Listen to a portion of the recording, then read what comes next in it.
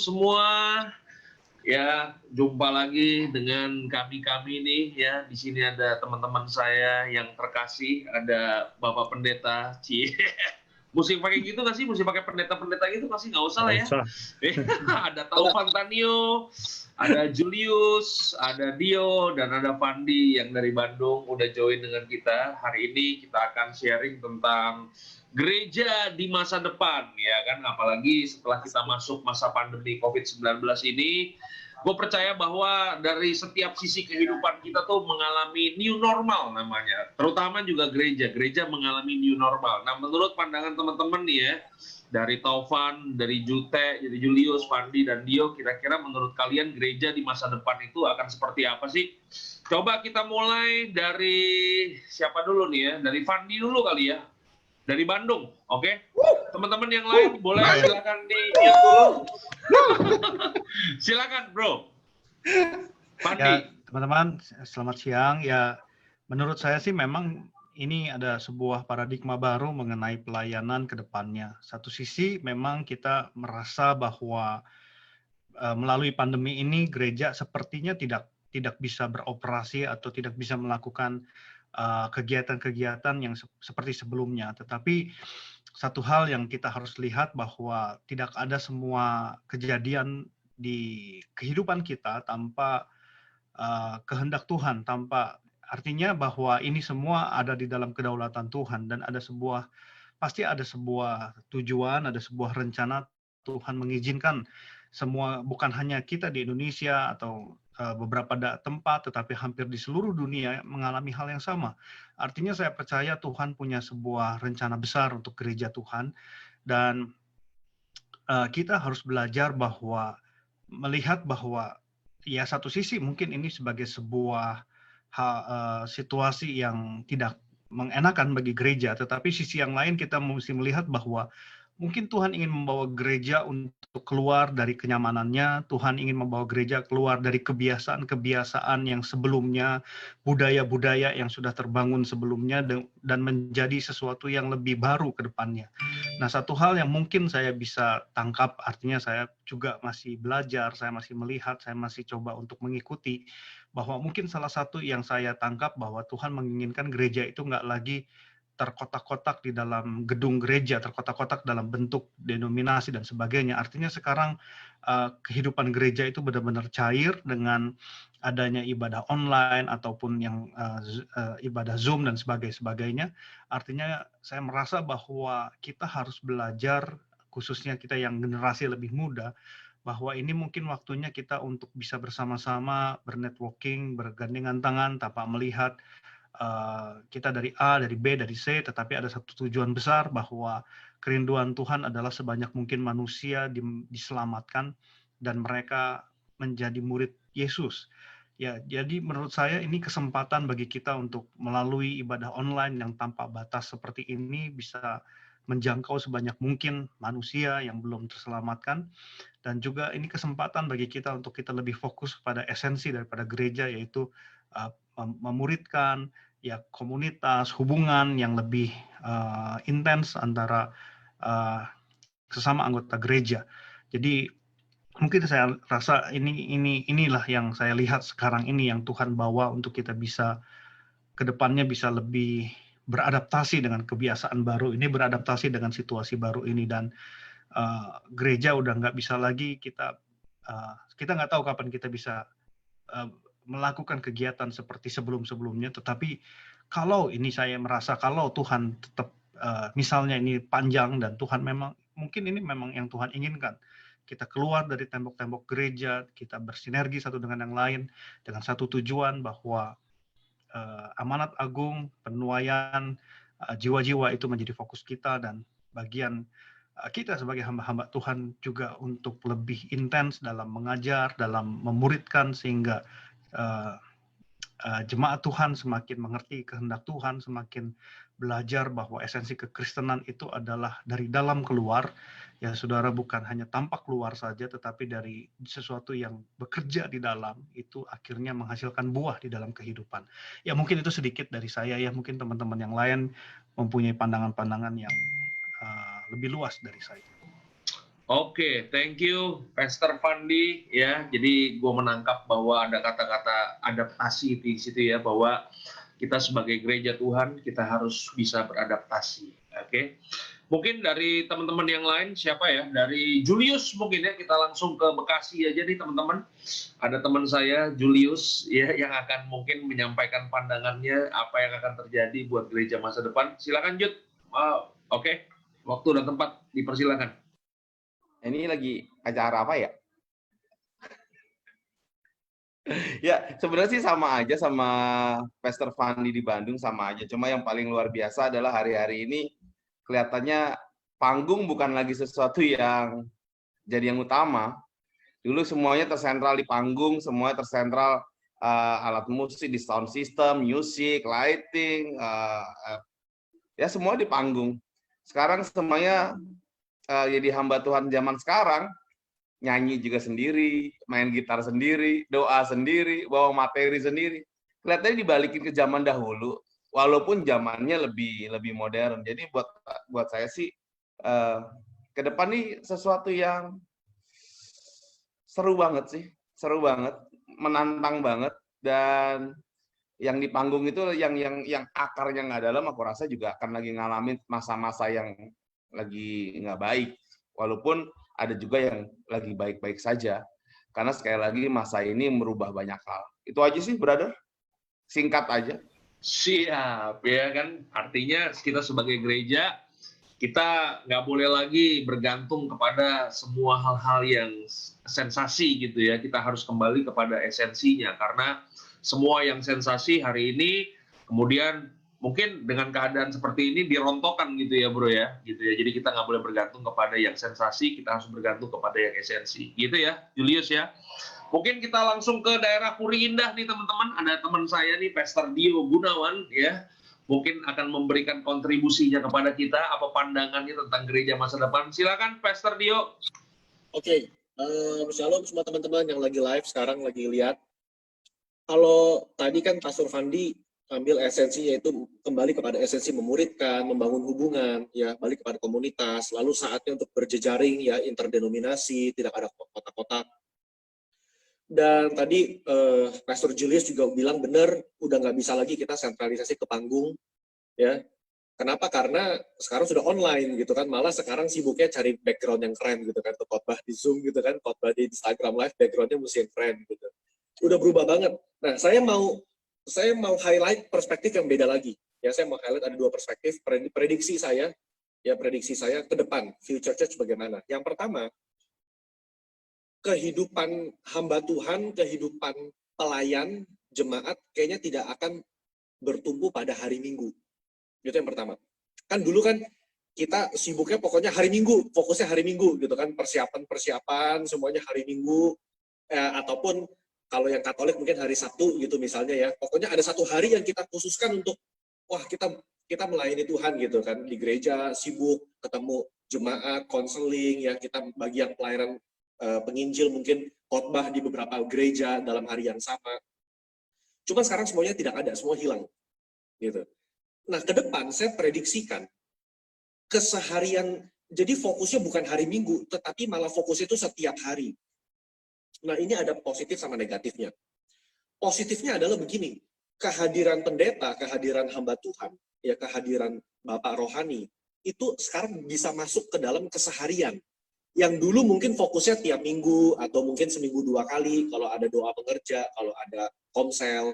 Sekarang karena semua orang online, semua orang bisa akses kapanpun dan dimanapun, sehingga materi maupun keberadaan gereja diekspektasikan menjadi setiap hari. Begitu. Yang dulu mungkin kita siapin khotbah seminggu sekali, ya bahkan kalau boleh buka dapur dikit kan, kadang-kadang satu khotbah itu bisa 3 minggu tuh kan, kalau gereja beda-beda ya satu pesannya sama ya 3 minggu. Jadi sekarang udah nggak bisa ya kan. Kenapa? Karena sekarang itu kita siapin materi tiap hari. Kalau saya sekarang siapin materi hampir tiap hari. Kenapa?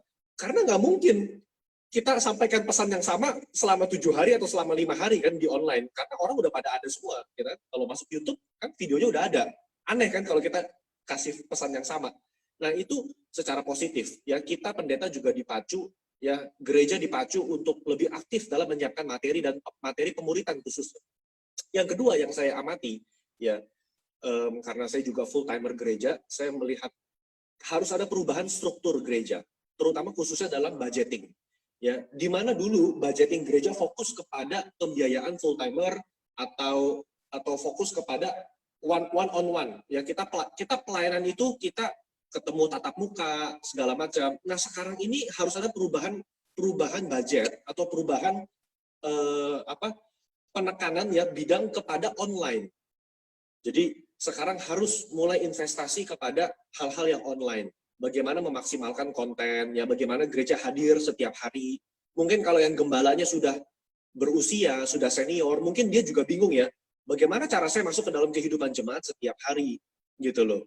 Nah, mungkin teman-teman yang masih muda bisa kasih masukan kepada gembalanya gitu. Oh, Bapak, Om, atau Ibu, kita bisa bikin konten seperti ini, kita bisa bahas ini, kita bisa bikin mungkin renungan cuma 5 menit lewat Instagram gitu kan. Itu kan hal-hal yang sekarang harus dipikirkan oleh gereja gitu, sehingga tidak lagi spend banyak resource, spend banyak sumber daya kepada bidang yang tatap muka gitu. Walaupun saya percaya sih nanti ke depan setelah COVID ini selesai, gereja pasti buka offline lagi, saya percaya gereja akan buka offline. Tetapi saya yakin akan ada jemaat yang mau online juga, dan tetap ada pelayanan online, saya yakin. Jadi offline sama online akan berjalan berbarengan. Jadi kalau saya boleh simpulkan, ya ada 2, fokus kita bukan hari Minggu lagi, karena jujur sekarang orang bisa nonton video khotbah hari Senin malam, Selasa malam, orang bisa nonton kapanpun, ya. Jadi pendeta dan hamba Tuhan, gereja diminta hadir setiap hari. Yang kedua, adanya perubahan sumber daya dari yang offline menjadi online. Itu aja dari gua.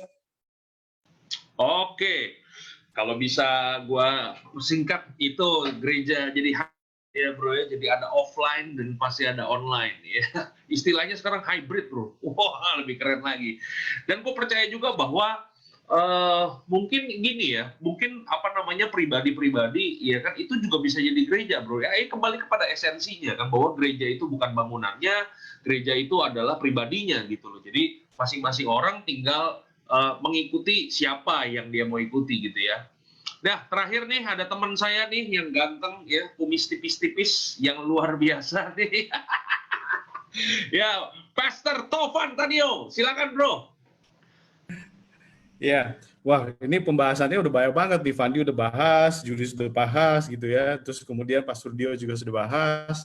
Nah kalau saya mencermati dari sisi bahwa ke depan ini kita juga akan masuk ke dalam masa pendewasaan ya gitu, karena kalau dulu kita terjalin itu kan dengan hubungan emosional, karena kita face to face bisa ketemu antara hamba Tuhan, pelayan Tuhan, kemudian dengan pengerja dan jemaat.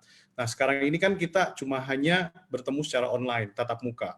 Di satu sisi kita harus terbiasa dengan atau beradaptasi dengan online, tapi di sisi lain juga mungkin ada bagian-bagian di mana kita juga masih belajar untuk beradaptasi. Nah, jadi keadaan inilah keadaan yang tidak ada emosional ini yang membuat harusnya membuat jemaat dan keadaan gereja ke depan ini semakin dewasa gitu. Gimana caranya supaya pada saat kita memuji menyembah di rumah, ya itu berbicara tentang hubungan kita sendiri sama Tuhan gitu loh. Karena nggak ada yang liatin, nggak ada yang perhatiin. Mungkin kalau dulu gue kadang sebagai gembala gitu ya, contoh aja sebagai gembala, selalu kan memotivasi pengerja. Ayo dong pengerja, kalau pujian penyembahan ekspresi dong supaya bisa dilihat sama jemaat, jadi contoh, jadi teladan. Kalau pengerjanya ekspresi kan jemaatnya juga bisa terimpartasi gitu kan ya. Nah, tapi sekarang di rumah gitu coba. Kita sendiri, nggak ada yang lihat gitu kan. Bahkan kalau kita perhatikan ke ibadah-ibadah online, ada yang menyarankan, ayo kalau ibadah online tetap mandi, pakai baju yang rapi, bawa catatan gitu. Ada yang menyarankan seperti itu gitu. Tetapi ada juga walaupun sudah disarankan, tetap aja perjamuan kudus di tempat tidur, dengerin khotbah sambil di tempat tidur gitu kan.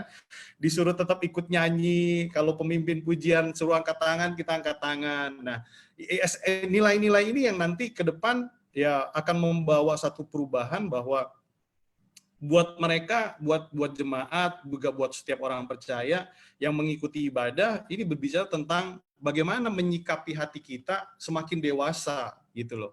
Bicara tentang hubungan kita nih sama Tuhan, kedewasaan kita sama Tuhan. Apakah esensi pujian penyembahan, mendengarkan firman Tuhan, itu benar-benar menjadi satu bagian kedewasaan untuk mengisi kehidupan kerohanian kita, atau cuma sekedar lalu doang gitu. Kalau cuma sekedar lalu ya tentunya nggak bawa dampak apa-apa, walaupun kita nonton di YouTube gitu ya, mau 1000 khotbah kita nonton di YouTube, tapi kalau cuma denger, nggak ada satu perenungan pribadi untuk mendewasakan kita yang dengar gitu ya, yang nggak ada esensinya, nggak ada satu perubahan hidup gitu. Nah, mungkin kalau kesimpulannya ke depan ini kita akan banyak melihat yang benar-benar sungguh-sungguh artinya ikut Tuhan, sungguh-sungguh mendapatkan, mau diubahkan dari pelayanan media ini, mereka akan semakin dewasa, semakin terbang tinggi. Tetapi kalau yang cuma sekedar lalu, ya mereka akan lalu begitu saja gitu. Nah, ini juga buat gua sih sebagai gembala ini menjadi note gitu ya. Artinya bagaimana kita sebagai pelayan Tuhan, sebagai gembala ini dapat memberikan materi-materi yang bukan cuman gitu-gitu aja, seperti Dio bilang kita siapin setiap hari, tetapi benar-benar materi-materi yang membuat si jemaat ini merasakan dampaknya dan dia mengalami satu perubahan. Kira-kira gitu sih dari saya. Siap. Luar biasa nih, Pastor Tovan Tanio nih ya. Memang kedewasaan kita diuji ya kan. Dengan adanya pandemi ini kita bisa melihat bahwa yang di dalam kita itu terbuat dari apa ya kan? Emas, batu permata, atau jangan-jangan rumput kering dan jerami ya kan. Seharusnya kalau kita benar-benar ikut Yesus gitu ya bro ya, kita semakin dimurnikan, semakin mantap gitu ya, bukan semakin hangus gitu. Nah, gue mau ke isu yang selanjutnya nih. Menurut kalian ya, era-era mega church buat kalian itu ke depan gimana, bro? Ya, karena ini perlu kita bahas juga, ya kan, supaya kita mengerti nih apa yang harus kita antisipasi ke depan. Menurut kalian gimana? Gue mulai dari yang terakhir dulu deh. Tadi siapa ya? Gue mulai dari mungkin Dio dulu deh. Silakan, Brother Dio. Era mega church. Oke. Nah, kita mesti bedakan demografi ya, karena Indonesia begitu luas. Ya. Mungkin bagi kota-kota besar seperti Jakarta, Surabaya, ya Manado, kota-kota metropolitan, mungkin ya mega church masih ada pangsa pasarnya atau masih bisa bertahan, saudara. Ya, karena memang kita nggak bisa entah boleh dibilang ini jelek atau bagus ya. Jemaat itu datang ke gereja besar itu sekarang menjadi seperti gaya hidup, lifestyle, salah satu bagian daripada lifestyle penduduk kota metropolitan. Ya. Nah, walaupun begitu, dengan adanya COVID, ya gereja-gereja besar yang sekarang kan sama pemerintah juga diminta untuk mengurangi kapasitas tempat duduk kan, udah nggak bisa lagi full begitu. Ya, itu pun memaksa penurunan jumlah kapasitas orang yang hadir secara offline. Ya itu bisa dihindari mungkin dengan ibadah beberapa kali, misalnya kan dibuat jadi 2-3 kali misalnya. Cuman saya melihat sekarang dengan adanya ibadah online, jemaat pun bebas untuk menonton ibadah yang mereka mau. Siapa? Tadi kan pendeta siapa yang mau mereka nonton begitu. Ya, itu ada bagusnya, ada jeleknya juga begitu. Ya, bagusnya apa? Mereka jadi bisa melihat ya warna sari daripada berbagai macam firman Tuhan dari berbagai perspektif. Tapi jeleknya apa? Kadang-kadang visi yang disampaikan jadi pudar. Kenapa? Karena bisa beda-beda nih. Minggu ini ngomong A, B, minggu depan ngomong B, ya. Bahkan kalau teologinya beda pun jemaat awam mungkin nggak tahu kalau teologinya beda, ya, sehingga pudar. Tetapi saya tetap percaya kalau untuk mega church di kota besar, Jakarta khususnya, misalnya karena saya ngomong dari kota ya, saya dari Jakarta, saya rasa masih ada, walaupun nggak semua, pasti masih ada. Karena dari hanya survei kecil-kecilan, saudara ya, jemaat masih ada yang mau datang, jemaat masih mau, bahkan mereka menanyakan, Pak, kapan gereja buka? Gitu loh, kapan gereja buka? Ya mungkin dengan segala protokol kesehatan yang ada ya, mereka masih menanyakan itu. Cuman yang saya lihat bedanya nanti adalah apa? Gereja mega church yang mau bertahan adalah gereja mega church yang mempersiapkan komsel-komsel. Itu saya rasa ke arah situ. Ya, jadi mega church-nya disiapkan, tapi komsel-komselnya pun harus dikuatkan. Gitu. Itu ke depan pasti ke arah situ. Itu dari gua. Oke, thank you bro. Ya, mungkin sekarang kita katanya pendapat dari gembala langsung nih ya, yang udah mengembalakan bertahun-tahun ya. Tovan Tanio, gimana bro? Era mega church ini ya. Silakan. Era mega church ya. Ya, kalau dari pandangan yang sempat kepikir dengan pertanyaan itu gitu ya, mungkin era mega church-nya sekarang bukan lagi seperti tampilan sebelum COVID lah gitu, dengan suatu gedung yang besar, dengan perlengkapan ibadah secara teknis, lighting dan sebagainya yang seperti sedemikian gitu ya. Mungkin penilaian mega church-nya jadi berbeda gitu. Kalau menghubungkan tadi ke apa yang Dio sampaikan, gue setuju banget. Mungkin mega church-nya yang dari Dio sampaikan itu semakin banyaknya komsel yang dia kuatkan, disitulah mega church-nya akan kelihatan gitu. Karena kalau dulu kita menilai mega church-nya dari apa? Kalau dulu sebelum COVID kan kita nilai dari jemaat yang ribuan. Ketika 1 kali minggu datang ibadah berkali-kali, tempat yang besar, dan mungkin itu penilaian gue ya, kata mega church gitu. Cuman kalau ke depan kan udah nggak seperti itu.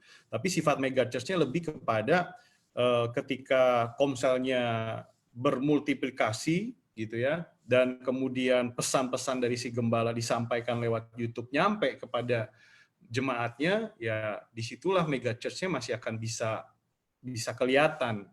Mungkin itu ya.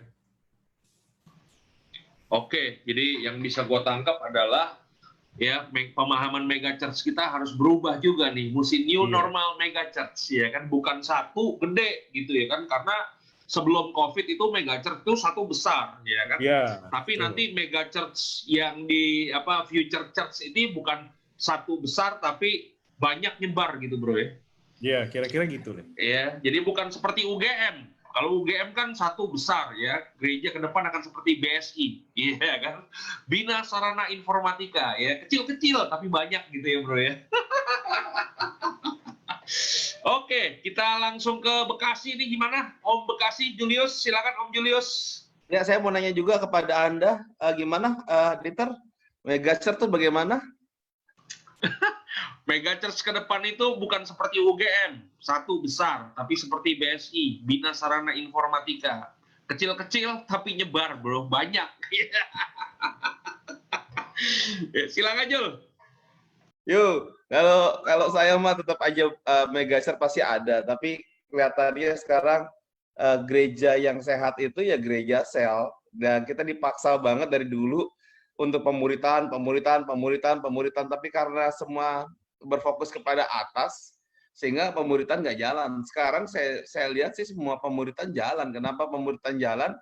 Karena nggak ada pilihan. Ada orang-orang tidak mungkin gembala mega church itu akan kenal sampai ke jemaat yang paling bawah, nggak mungkin. Tapi kalau gembala-gembala selnya dekat sama gembala dan gembala-gembala selnya menggembalakan dengan benar, wah itu sehat, itu sehat.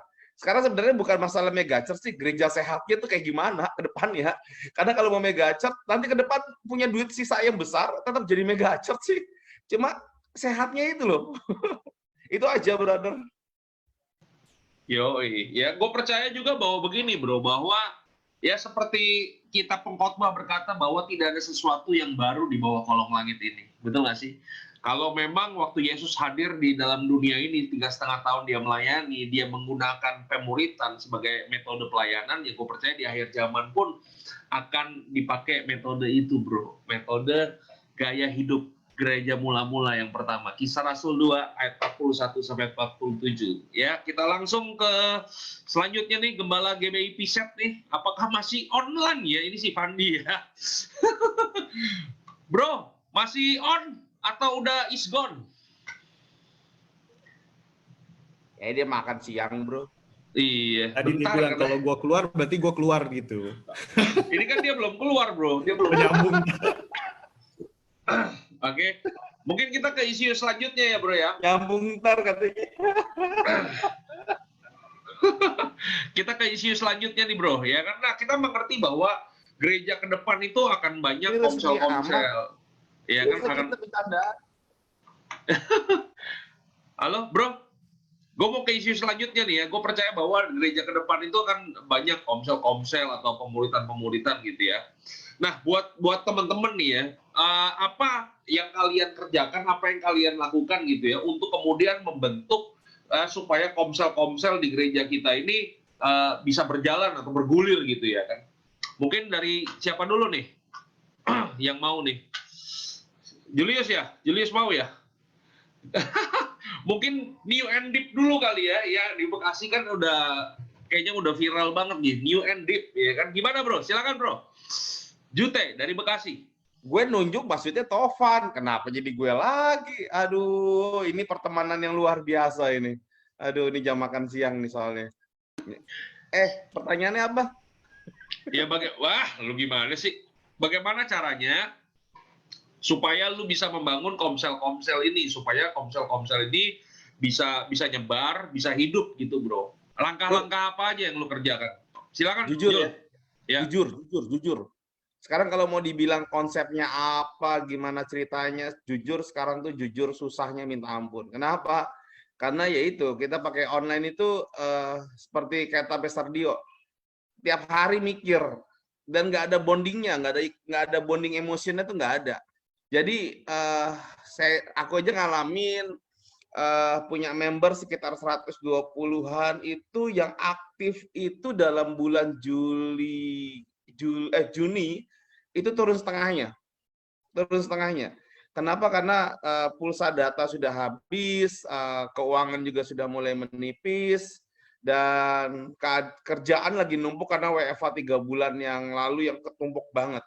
Jadi sebenarnya kalau ditanya hari-hari ini bagaimana spreadingnya untuk ke depan, aku rasa tantangan yang luar biasa buat semua gereja, bro. Tantangan semua gereja. Kenapa?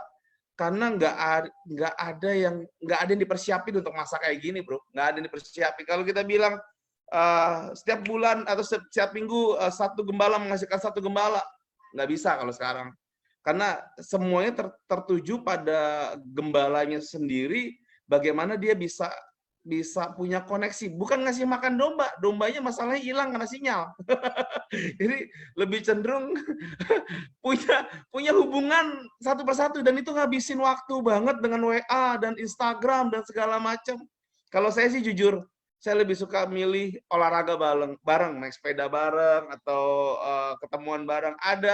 Masih ada bondingnya dibanding cuma bertahan di online. Kalau menurut aku sih kita tuh makhluk sosial.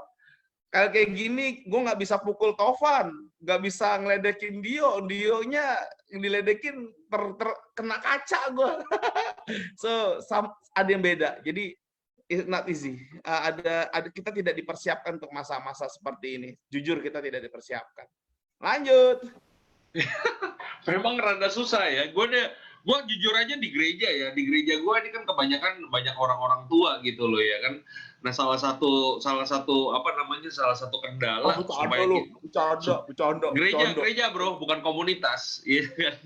Ya salah satu kendalanya adalah ya mereka itu nggak punya pulsa, dan kalaupun mereka punya pulsa ya mereka rada berat gitu untuk nonton YouTube, untuk nge-zoom gitu kan. Nah, buat teman-teman yang lain nih, apa caranya supaya kita bisa menggulirkan kita punya komsel supaya jalan? Mungkin dari siapa ya? Dari Dio mungkin. Silakan, bro. Ya sama ya. Kalau kondisi gereja gue juga mix ya, yang senior ada, yang muda juga ada, yang tengah-tengah juga ada. Tapi yang gue notice cool berjalan, ya cool berjalan lewat online ya. Dan tadi gue juga notice ya, seperti tadi kata Pastor Julius, dalam komunitas gue sendiri kan gue handle dewasa muda ya.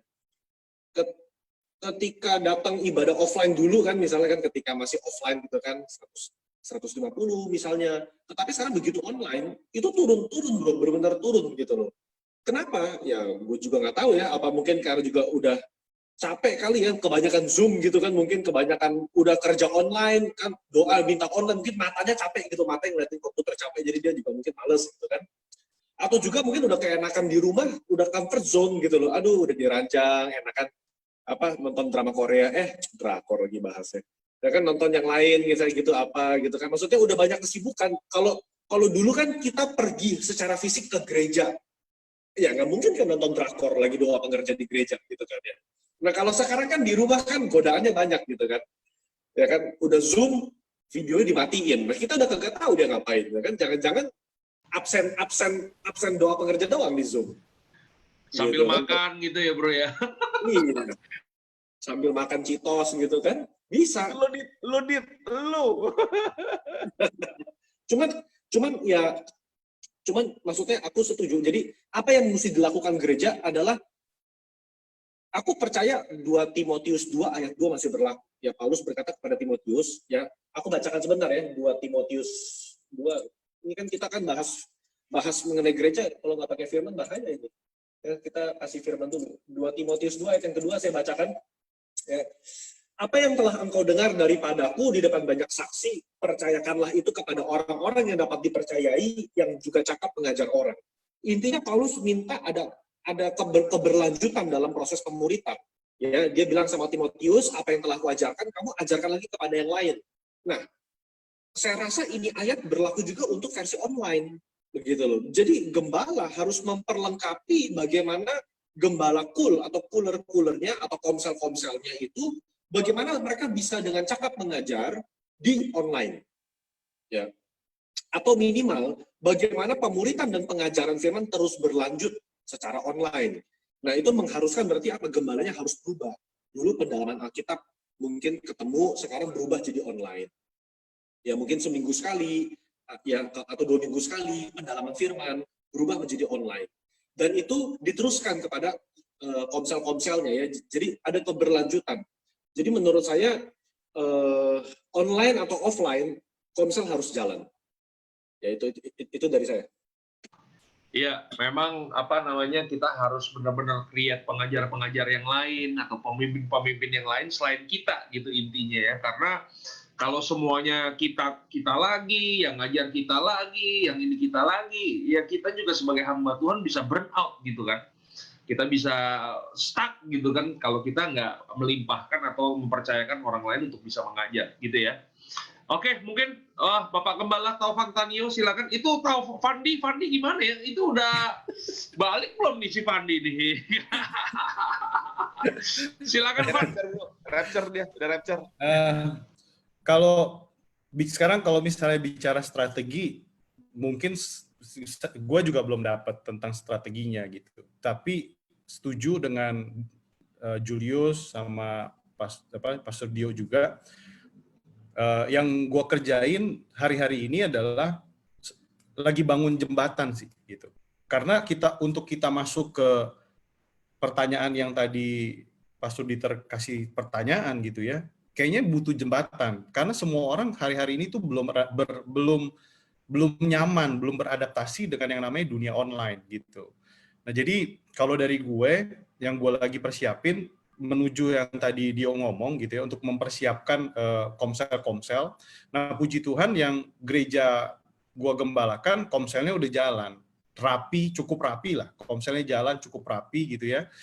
Nah yang gue dapet nih, karena Dio pakai ayat, gue juga mau pakai ayat, nggak mau kalah. Yang gue dapet ya di 1 Tesalonika 3, ayat yang kedua sama 3 nih. Lalu kami mengirim Timotius, saudara yang bekerja dengan kami untuk Allah dalam pemberitaan Injil Kristus, untuk menguatkan hatimu dan menasehatkan kamu tentang imanmu. Ayat ketiga, supaya jangan ada orang yang goyang imannya, karena kesusahan-kesusahan ini kamu sendiri tahu bahwa kita ditentukan untuk itu. Nah, gue dapat ayat ini di awal-awal gitu, waktu PSBB, waktu kita diberlakukan sangat ketat gitu ya. Bagaimana kita sebagai gereja dapat menguatkan jemaat-jemaat gitu loh. Nah, ini yang jadi landasan buat gua, wah gua harus bangun dulu nih jembatannya gitu. Dengan cara apa? gembala-gembala komselnya ini harus bisa menguatkan jemaat yang saat-saat ini memang lagi ada dalam kesusahan dan penderitaan gitu kan, yang hampir seluruh dunia juga ngalamin itu. Nah, dengan cara itulah mungkin ke depan nanti ya balik lagi kepada komsel yang kita persiapkan dengan bahan-bahan pengajaran dan juga para pemimpin-pemimpinnya. Karena kalau misalnya kita langsung pikirin strategi buat yang gue alamin, jemaat sekarang justru lagi ngalamin kesusahan dan penderitaan gitu loh. Nah, gimana caranya supaya komsel-komsel ini menyentuh hati si jemaat dulu, dia ngerasain bahwa tanpa offline pun kita sebagai gerejawi memperhatikan, menguatkan mereka. Jadi ketika sudah beradaptasi, mungkin tahun depan kali, mereka baru bisa mengikuti program-program kita dengan lebih baik daripada yang sekarang. Gue sampai di situ deh. Coba tambahannya ke Fandi aja tuh yang baru masuk. Siap. Jadi bukan strateginya ya bro ya, tapi bagaimana kita bisa membina hubungan dengan orang-orang yang di bawah. Ini yang paling penting ya di zaman pandemi gini ya. Memang sepeda itu baik, bener. Sepeda itu baik. Weh, siap. Makan itu bakmi juga bener.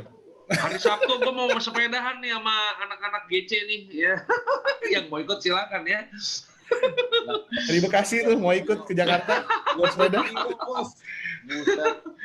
Ya, mungkin Fandi udah kembali lagi nih. Pan, gimana Pan? Tadi pertanyaannya cukup jelas nggak Pan?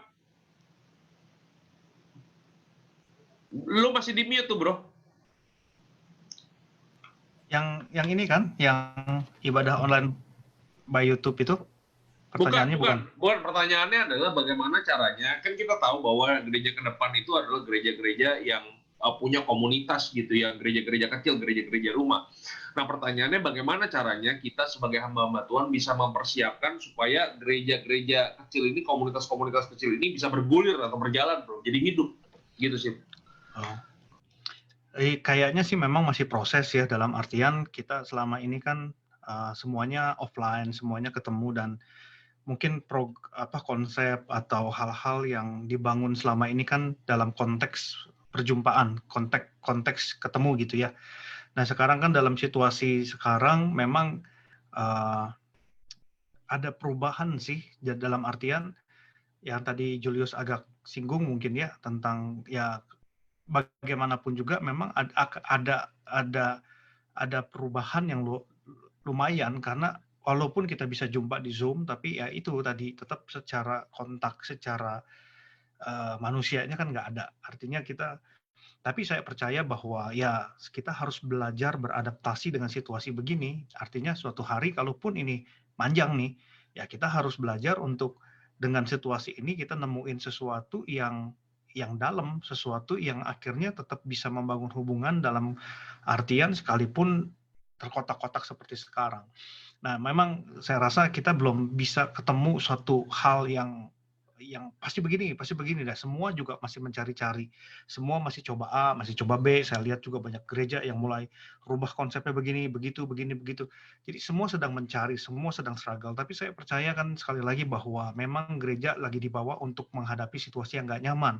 Sehingga segala sesuatu dicoba sampai mungkin suatu hari kita bisa menemukan ini nih, kurang lebih strategi, atau ternyata Tuhan membawa kita dalam sebuah strategi yang seperti A atau seperti B yang mungkin itu baru ketemu beberapa waktu ke depan. Ya sekarang sih saya percaya kita lakukan yang terbaik yang dapat kita lakukan pada apa yang kita dipercaya.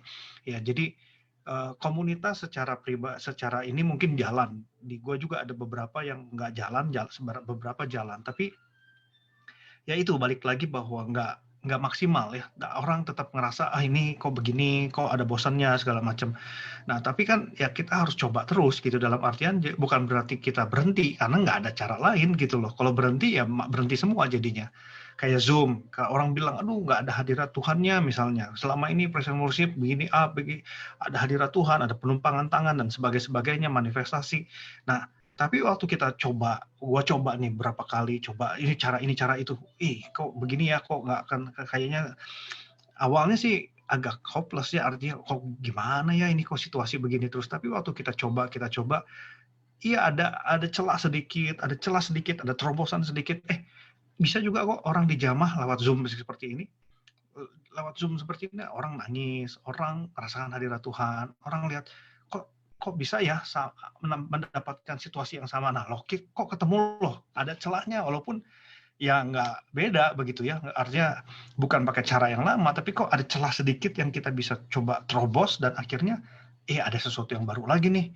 Nah, mungkin dalam perjalanan ke depan akan seperti itu. Ya, yang mungkin sekarang kita harus bangun sebagai hamba-hamba Tuhan adalah jangan berhenti mencoba, jangan berhenti menyerah, dan jangan terlalu memegang apa yang di belakang. Artinya termasuk gue belajar untuk gini ya, gue harus realistis dalam artian kalau sampai ini emang gaya gereja ke depan seperti ini ya kita harus terima begitu loh. Jangan kita nanti tenang, nanti sebulan lagi seperti ini, sebulan lagi nanti akan seperti ini lagi ini. Ya, kita nggak pernah tahu. Kita berharap gereja bisa kembali kepada yang semula. Artinya, tapi kan itu semua sekali lagi adalah budaya yang kita jalankan bertahun-tahun bahkan berpuluh-puluh tahun. Mungkin ini waktunya gereja berubah dalam sisi culture, dalam sisi apa. Dan mungkin nanti anak cucu kita yang bisa merasakan perubahan itu dan mereka bilang ini gereja lebih baik daripada generasi yang lama begitu. Mungkin itulah ya. Jadi intinya kita nggak bisa pakai senjata zaman dahulu untuk peperangan zaman now gitu ya. Kita mesti berani tinggalin ya apa yang lama gitu kan. Oke, ini gue ada pertanyaan nih ya. Gue ada pertanyaan dari Facebook ya. Mungkin teman-teman bisa bantu jawab. Pertanyaannya adalah ibadah online by YouTube mungkin masih pada mau ikut ya. Tapi kalau Zoom udah pada males karena kuota dan lain-lain ya kan. Nah, solusinya ya. Nah, solusinya gimana nih? Kita kan hamba-hamba Tuhan yang punya jemaat. Kita memberikan solusinya apa, Bro? Bisa ada yang bisa jawab dulu nih. Mungkin Julius udah dibuka nih Zoom apa? Julius, mic-nya udah dibuka. Silakan Jul. Lu ada apa solusi? Kayaknya gue salah mulu nih ngebuka. Ngangkat tangan salah, ngebuka salah. Atau kita beralih dulu nih, kayaknya Dio juga udah siap menjawab nih. Apa Dio dulu ya? Dio dulu deh. Silakan Pastor Dio. Oke, jadi saya percaya tiap gereja punya demografik jemaat sendiri, masing-masing beda-beda.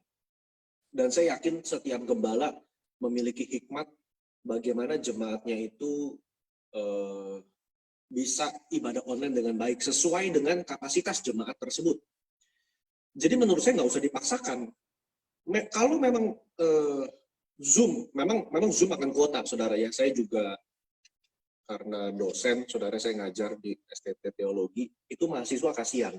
Karena kalau kita kelas gitu, saudara, kita bahas kelas teologi 2 jam, itu, dan saya kan share screen kan, saya share PowerPoint-nya gitu kan, itu makan kuota, saudara. Itu makan, kasihan juga gitu, itu makan kuota. Jadi, apa yang bisa dilakukan kalau memang harus pakai Zoom ya? Saudara, ya video dimatikan. Yaitu salah satu trik.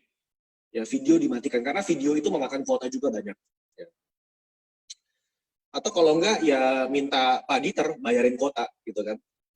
Begitu juga bisa, gitu. Kan cuman masalah kan nggak mungkin kan, penonton viewer di Facebook kan banyak sekali orangnya, kan bisa tekor ini.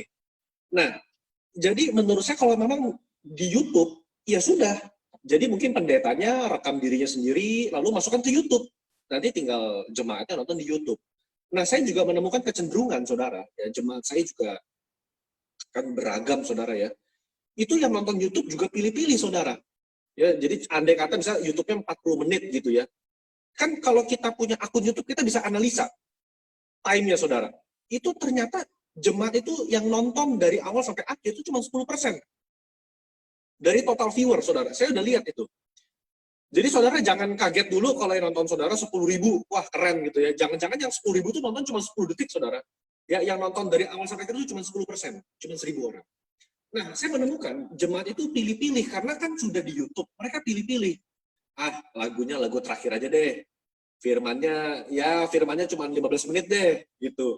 Ya, karena memenuhi rasa, saya sudah ibadah, saya sudah dengar khotbah, gitu. Ya, jujur, saudara, kita nggak bisa mencegah, karena sekarang semua sudah di rumah masing-masing, kita nggak bisa tahu mana yang seperti itu. Cuman, bagi hamba Tuhan dan bagi gereja, harus diskusi dengan penatua jemaat atau dengan tim. Bagaimana yang terbaik melayani jemaat kita, begitu loh. Kalau misalnya, aduh jemaat kita Pak, nggak ngerti Instagram, nggak punya YouTube, atau nggak tahu cara YouTube. Saya tahu ada beberapa gereja, itu khotbahnya disampaikan lewat video WhatsApp. Jadi pendetanya rekam, seperti WhatsApp kan lebih mudah ya, pakai kamera HP, lalu disebarkan lewat WhatsApp. Itu kan salah satu cara termasuk untuk meringankan kuota, karena kan di-download dulu kan, udah fix gitu loh. Jadi menurut saya itu terus downloadnya numpang tetangga punya wifi kan lebih enak gitu kan. Jadi dia nonton juga udah gratis gitu. Nah jadi saya rasa punya hikmat ya, gembala kita harus punya hikmat bagaimana meng-cater kepada jemaat kita sendiri-sendiri. Itu dari gua, thank you. Mantap, ya. Jadi buat teman-teman tolong ya, habis ini jangan minta kuota sama saya. Ini memang Dio nih.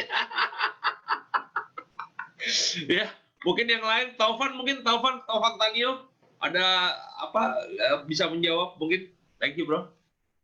Yep, gue jawab dari sisi pengembalaan gitu ya. Maksudnya kalau gue juga kasihan ngelihat ya keadaan jemaat. Artinya kita cari dari sisi gerejawi, kita mencari yang sesuai dengan keadaan jemaat kita gitu loh. Nah, karena yang saat ini nih di pemahaman gue lagi bangun jembatan untuk menuju kepada future church-nya. Kalau misalnya cuma asal bikin program gitu ya, ikut-ikutan gereja A, gereja B, gereja C buat ini, tapi kalau misalnya apa yang dibuat belum cocok sama jemaat gue kan kesian jemaatnya, kayaknya rada dipaksa gitu untuk ikut program gerejanya gitu. Ternyata yang gereja A udah jalan 10 tahun secara online, udah terbiasa. Nah, sedangkan gue baru gitu. Kita pemain baru di dunia online. Jadi buat gue, kita harus secara pengembalaan buat saya, ya kita harus cocokin dulu lah gitu. Kayak di saya, bukan jemaat saya bukan yang main Instagram, Facebook gitu. Dan kemudian yang saya tangkap pada akhirnya kesimpulannya mereka menggunakan YouTube karena terpaksa, karena sudah tidak ada ibadah. Ya akhirnya kita cuma pakai YouTube aja, tidak terlalu banyak program-program Instagram dan Facebook. Karena seandainya kita buat pun, ya bisa tujuannya untuk orang lain.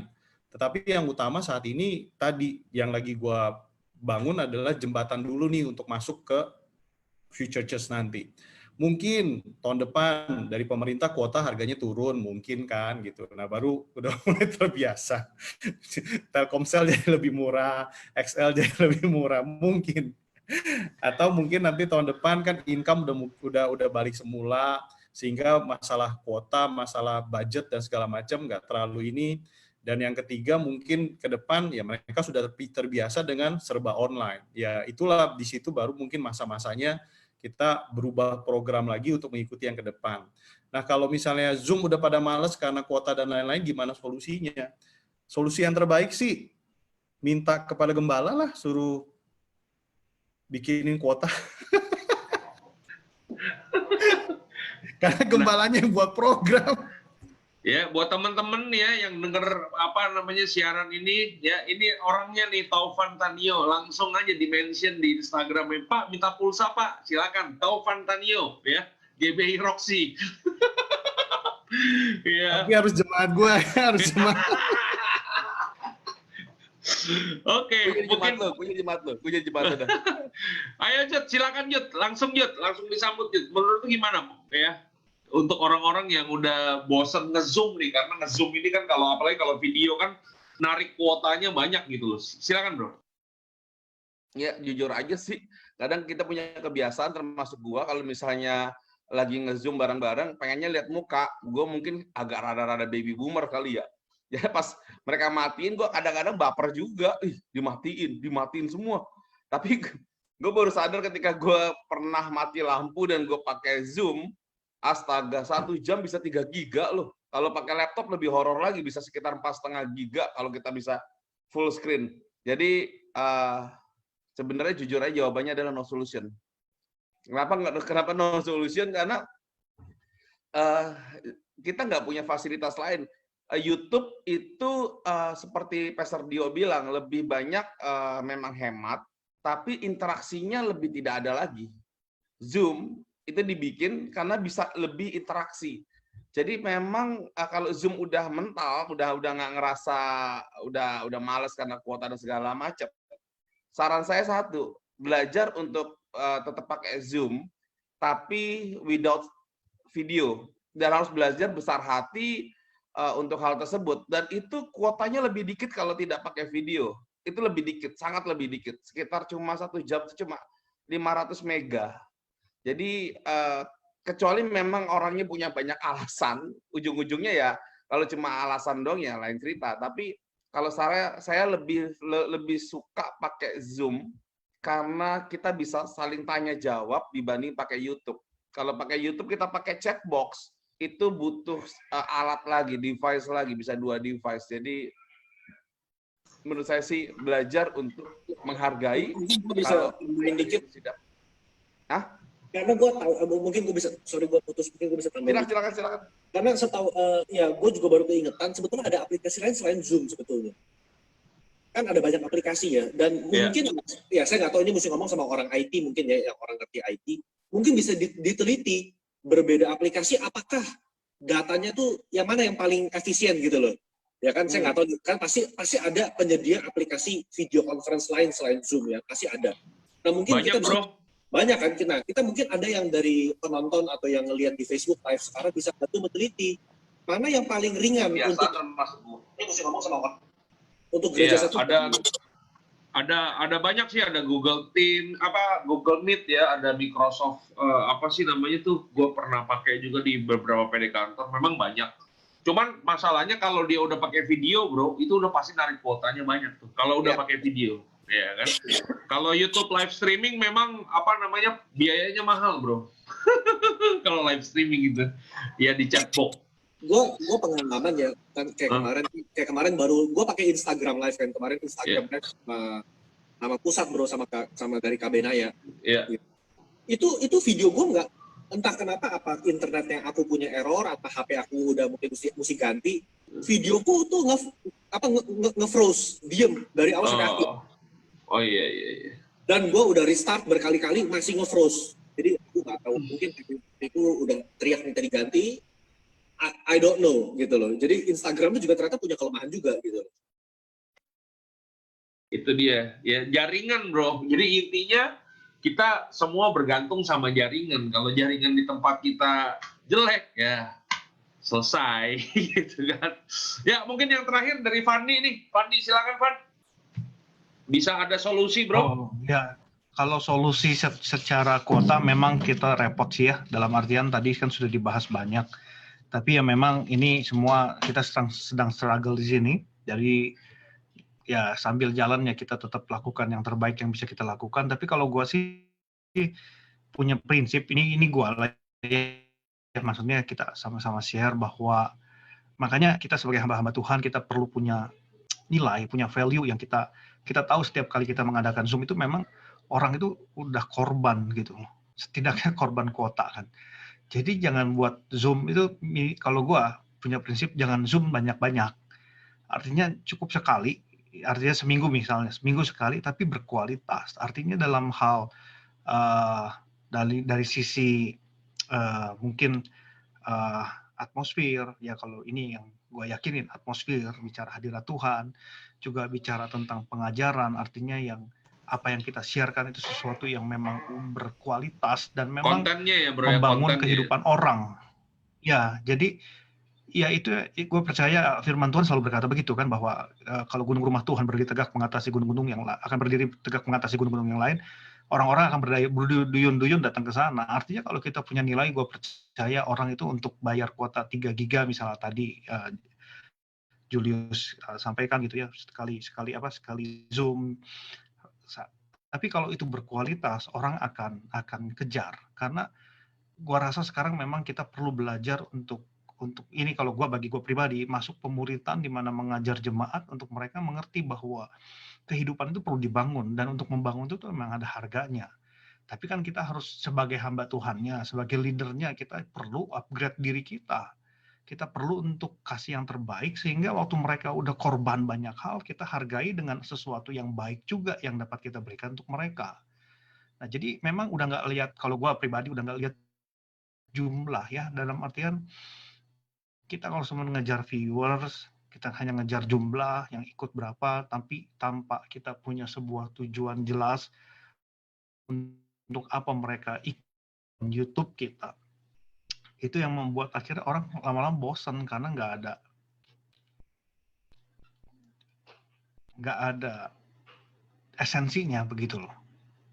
Tapi sekali lagi gue pun masih struggle di situ, artinya gue coba dorong diri gue untuk lebih baik, untuk lebih punya nilai lebih baik lah, dan itu perjuangan kita. Tapi ya mudah-mudahan ini bisa menjadi motivasi kita semua, hamba-hamba Tuhan. Mari kita buat konten itu yang terbaik yang dapat kita berikan, gitu, supaya orang waktu lihat mereka ngalamin jamahan Tuhan, mereka mengalami sesuatu, hidup mereka diubahkan. Itu akan membuat mereka akan berapapun juga mereka akan tanda kutip akan korbankan gitu. Ya, mungkin itu sih dari sisi yang lain ya, sisi kitanya. Kalau dari sisi kuota, gua juga menyadari itu kesulitan banyak orang hari-hari ini. Oke, thank you Fandi. Mungkin gua nggak tahu ya, teman-teman yang lain tahu yang namanya podcast nggak? Kalau teman-teman tahu podcast ya, itu kita bisa share di sebuah aplikasi namanya Spotify. Tapi itu hanya suara. Jadi buat teman-teman yang mungkin namanya kita lihat video atau kita nge-zoom, ya mungkin teman-teman juga bisa share apa yang menjadi kontennya itu atau pemberitaan firman Tuhannya itu di podcast. Sehingga waktu kita sebar di podcast itu, teman-teman tahu ya bahwa kalau kita langganan Spotify itu 50.000 sebulan, itu kita bisa dengerin semuanya, men. Gitu loh, ya kan? Jadi mungkin Spotify jadi solusi juga ya buat gereja Tuhan yang mau menyebarkan konten-konten atau pengajaran-pengajaran firman Tuhannya, terus bisa dibagikan linknya ke WhatsApp kita. Jadi kita punya jemaat itu bukan hanya sekedar bisa lihat video. Kalau di video kan YouTube pulsanya mahal tuh, kuotanya mahal, tapi kalau Spotify lebih murah. Gitu sih solusi dari gua. Oke, mungkin teman-teman ada yang mungkin yang terakhir kali ya, apa yang teman-teman ingin sampaikan nih kepada para pendengar kita ya, pesan-pesan terakhir atau closing statement dari teman-teman. Gua persilahkan ya, mungkin dari Tovan. Silakan Van, closing statement.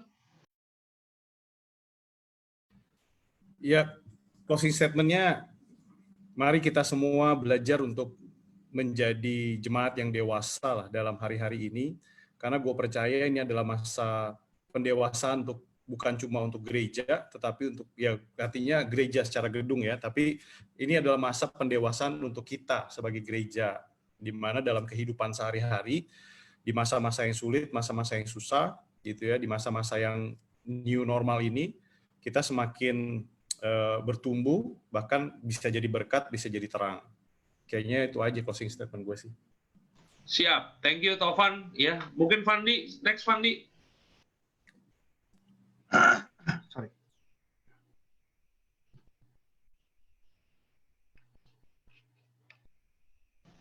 Sebentar. Sorry, sebentar. Nah, ya kalau dari gue sih, gue cuma belajar bahwa ini kan musim yang berbeda. Setiap manusia itu punya musim yang berbeda. Kita akan masuk musim-musim yang berbeda. Kadang-kadang musim semi, musim gugur, musim dingin, musim panas. Dan setiap kali musim yang ya ini nature-nya kita sebagai makhluk hidup adalah survive. Nah sekarang kan musim gereja itu berubah ya. Kalau kita bicara konteksnya gereja berubah dan kita harus survive. Nah bagi gue belajar bahwa untuk survive ada dua hal. Yang pertama adalah persisten, ketahanan diri kita. Kita nggak boleh menyerah, kita harus jalan terus. Apa yang kita bisa kerjakan, yang terbaik kita kerjakan. Yang kedua, kita harus belajar fleksibel.